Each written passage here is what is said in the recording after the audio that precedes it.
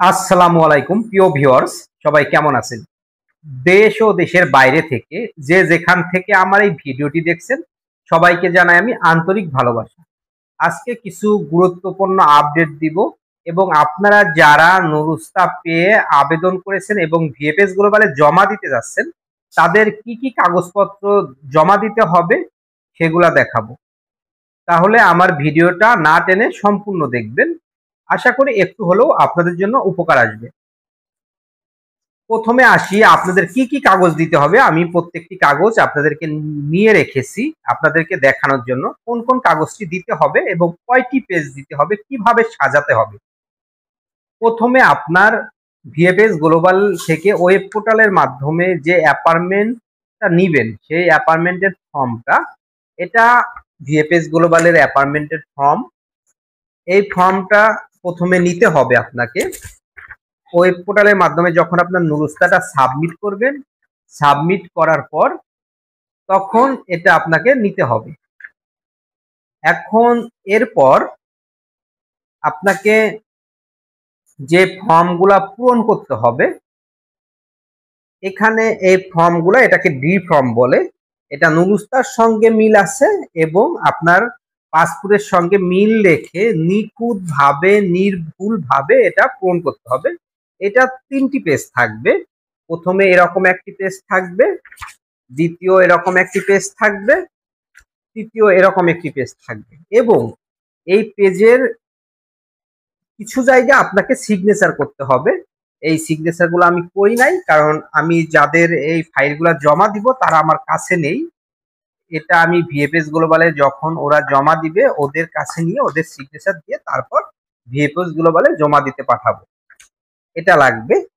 লাস্টে লাগবে হচ্ছে এটার সঙ্গে আপনাকে নুরুস্তাটা নিয়ে যেতে হবে এবং নুরুস্তার পর 2 কপি স্ক্যানিং, পাসপোর্টের স্ক্যানিং কপি লাগবে 2 কপি। এটা এটা আপনারা 2টা নিয়ে যাবেন। একটা এই ফর্মের সঙ্গে ওনারা রেখে দিবে এবং একটার সঙ্গে আপনার ব্যাংক স্লিপ আকারে ব্যাংক স্লিপ এবং আপনার এই পাসপোর্টের সঙ্গে ওরা স্ট্যাপলার করে দিয়ে দিবে এবং ব্যাংক স্লিপের সঙ্গে ওদের ভিএফএস গ্লোবালে যে একটি ফাইল আপনারা জমা দিয়ে এসেছেন সেটাও ওরা আপনাদেরকে দিয়ে দিবে। এবং সর্বশেষে আপনাকে এটা দিতে হবে, এটা হচ্ছে আপনার অভিজ্ঞতা সার্টিফিকেট। আমি যে অভিজ্ঞতা সার্টিফিকেটটা আপনাদেরকে দেখাচ্ছি এটা অনলাইন করা। অফলাইন দিলেও হয়, অফলাইন দিলে যে হবে না সেটা না, আপনারা অফলাইনেও দিতে পারবেন, অনলাইনেও দিতে পারবেন। এটা অনলাইনে যেমন এখানে রোল নম্বর আছে এবং রেজিস্ট্রেশন নাম্বার আছে।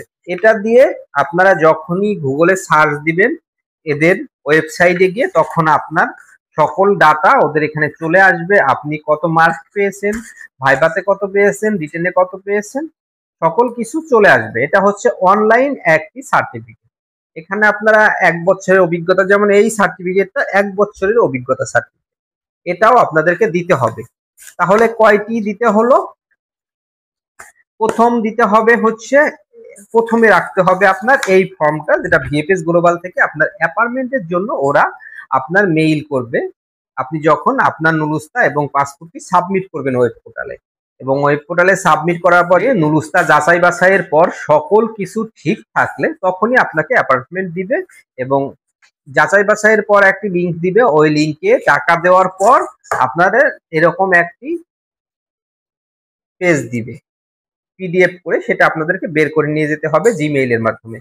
একটি পেজ এবং ডি ফর্ম, নুরুস্তা এবং সার্টিফিকেট, এগুলা সবার ক্ষেত্রেই দিতে হবে। যেমন আমি যাদের এই ডি ফর্মগুলা পূরণ করেছি সবার ক্ষেত্রে এই সকল কিছু আমি এনে রেখেছি।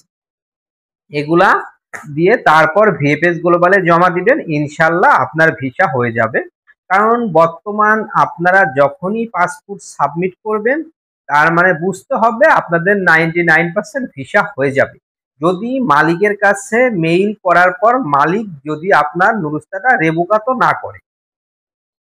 বর্তমান খুবই সহজে ভিসা হয়ে যাচ্ছে এবং সাবমিট করার পর অল্প কিছুদিনের ভিতরে ভিসা হয়ে যাচ্ছে এবং আপনাদের কাগজপাতি ঠিক থাকলে ওয়েব পোর্টালের মাধ্যমে 2 দিন বা 3 দিনের ভিতরে আপনারা অ্যাপার্টমেন্ট পেয়ে যাবেন। আমার কাছে যে কাগজগুলা দেখছেন এখানে 4টি ফাইল আছে। এই 4টি ফাইলই আমি 3টা ফাইল পেয়েছি 2 দিনে অ্যাপার্টমেন্ট পেয়েছি এবং একটা ফাইল 3 দিনে অ্যাপার্টমেন্ট পেয়েছি।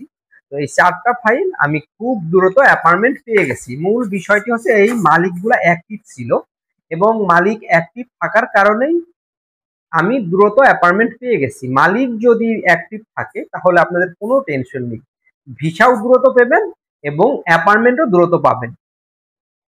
আজকের মতো এই পর্যন্ত, ভালো থাকবেন, আল্লাহ হাফেজ। সবার জন্য শুভকামনা রইল।